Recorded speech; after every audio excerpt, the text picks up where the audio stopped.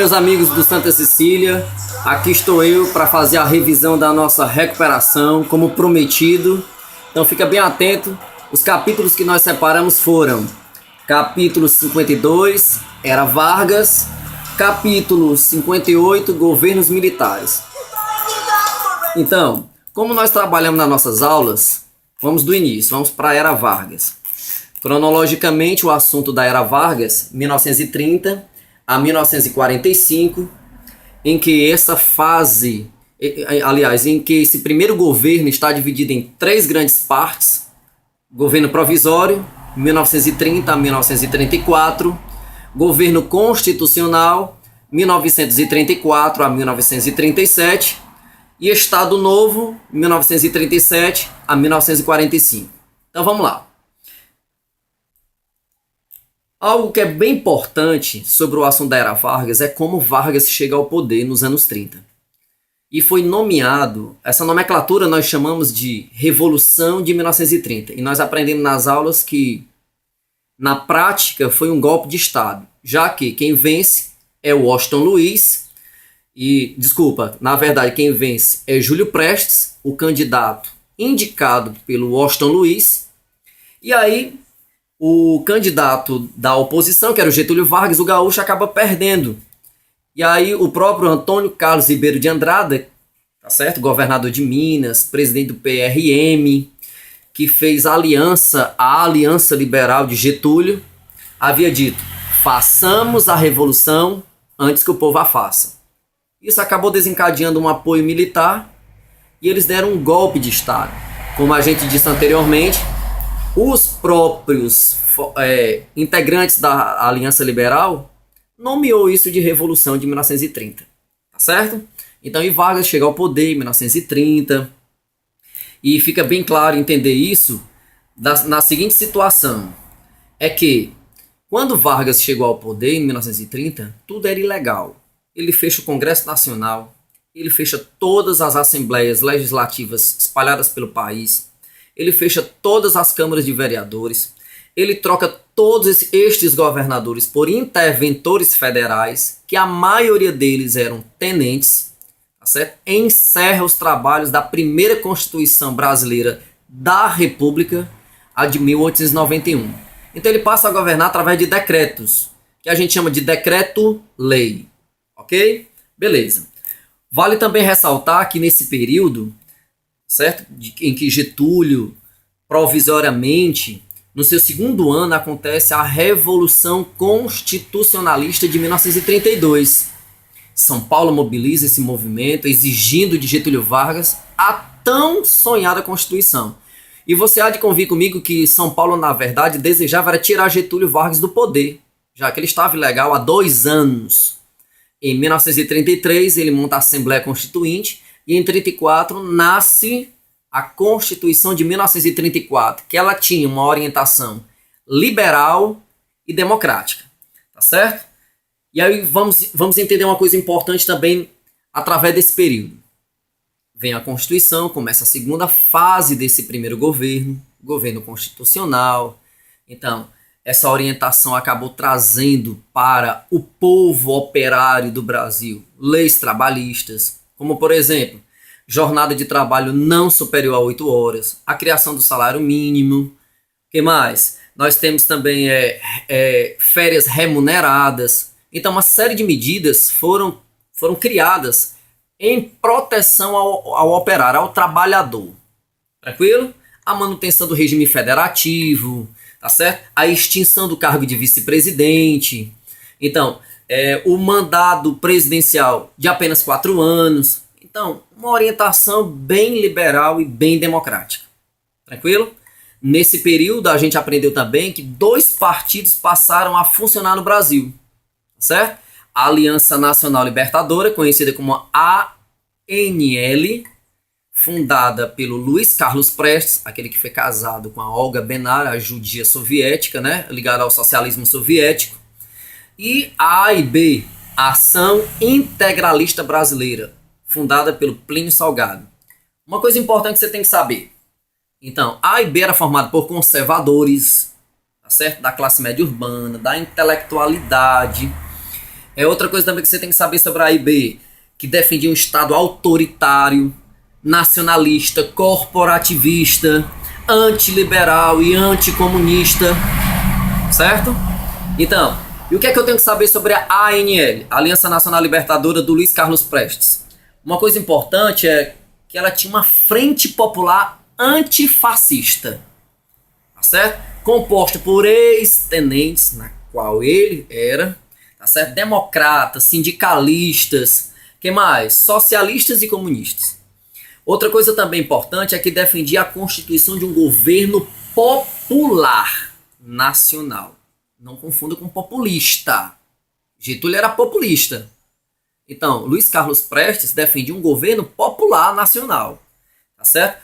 Defendia também o não pagamento da dívida externa, tá certo? A luta contra o imperialismo. Então, isso é muito básico dentro desse contexto do governo constitucional.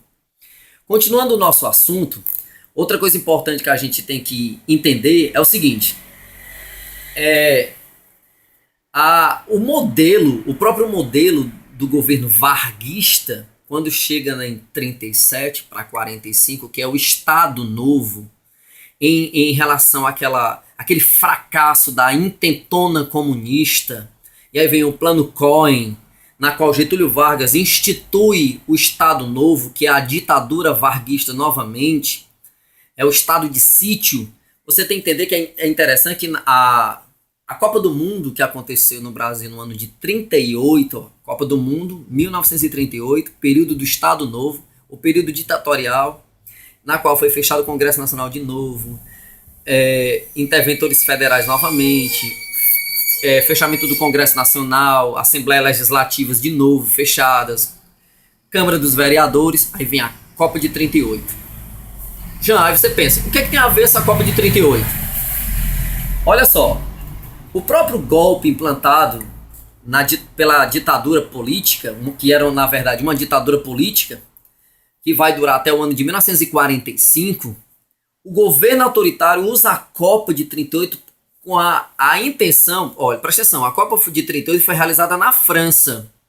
Então ele utiliza a Copa, a estrutura da Copa, o evento da Copa, para construir uma identidade nacional. Em que período? O período do Estado Novo. Aí você pensa, o que é que eles exigiam através da Copa? Que os jogadores, certo? Eles tivessem muita disciplina, organização, coragem, patriotismo.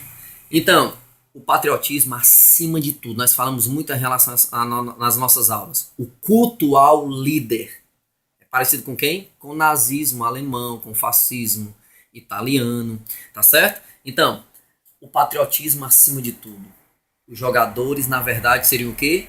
Embaixadores do Brasil na Europa, já que a Copa era na França, Europa. Tranquilo?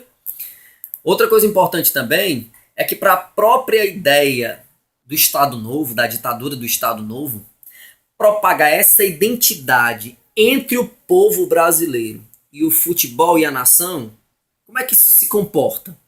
Através do quê? Qual é a ênfase que é colocada para que isso venha a funcionar? A ênfase está no nacionalismo e o patriotismo.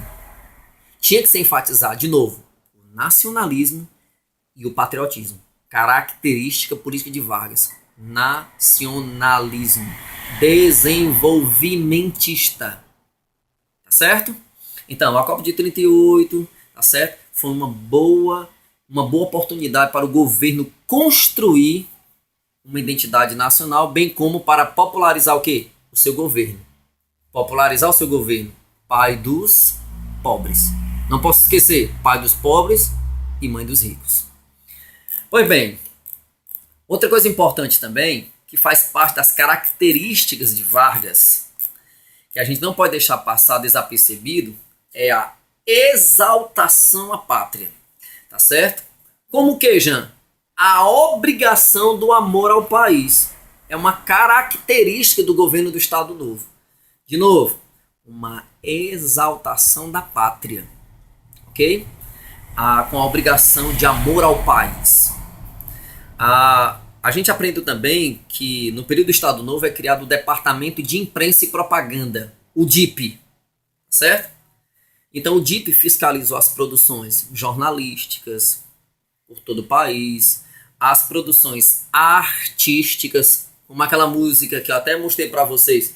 Quem trabalha é que tem razão, eu digo e não tenho medo de errar.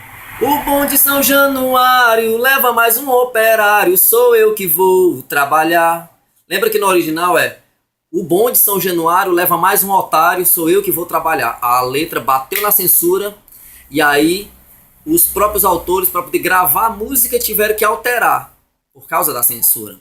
Então é uma exaltação nacional, ao nacionalismo desenvolvimentista, já que o Brasil estava enveredando para o industrialismo.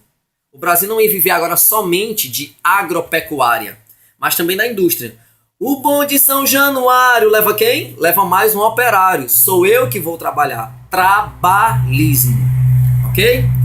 E claro, uma outra medida do DIP também era censura aplicada a tudo que fosse contra o governo de Vargas. Tudo que fosse contra o governo caía na censura. Tá certo? Então, esses são dois exemplos de medidas provocadas pelo Departamento de Imprensa e Propaganda. Ok? Pois bem, outra coisa importante também que a gente pode classificar é o seguinte. É o 1º de maio de 1943. Fica faltando apenas 2 anos para terminar o Estado Novo e, claro, toda a era Vargas. Tá certo? O presidente decretou e aprovou uma legislação que entrou em vigor e marcou o governo de Vargas esse ano, 1º de maio de 1943. Tá certo? Então, na verdade, a medida tomada, ela regularizou, ela racionalizou, através da legislação que estava vigente, a introdução de direitos na área trabalhista. Eu estou falando do quê? Eu estou falando da famosa CLT. Então, 1º de maio, Dia do Trabalho. CLT, consolidação das leis do trabalho. Tranquilo? É muito importante isso também. Outra coisa também importante que a gente falou nas nossas aulas foi sobre as 2 constituições de Vargas. A de 34 e a de 37. O que é que eu não posso esquecer? O que vem de positivo é a de 34. O que vem de negativo é a de 37. Por exemplo, a de 34, manutenção do regime federativo, mandado presidencial de 4 anos, extinção do cargo de vice-presidente, jornada de trabalho de apenas 8 horas, mandado de segurança, políticas nacionalistas, tudo isso faz parte da Constituição de 34. Jean, alguma coisa sobre a Constituição de 37? Centralização política. O que é que eu posso dizer mais? Subordinação do poder judiciário ao executivo, já que é o poder ocupado pelo presidente, o executivo. Acabar com a liberdade de imprensa, que é o DIP, tá certo? Acabar com os partidos políticos. Então, tudo isso são medidas da Constituição de 1937, que tinha um apelidinho, Polaca, a Constituição Fascista da Polônia.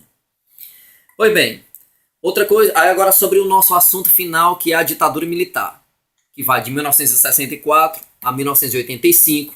Nós tivemos 5 presidentes, depois da deposição do Jango, Humberto de Alencar Castelo Branco, Costa e Silva, Garrastas o Médici, nós temos o Ernesto Geisel e, por fim, o João Batista Figueiredo. Então, uma coisa importante já do geral, certo?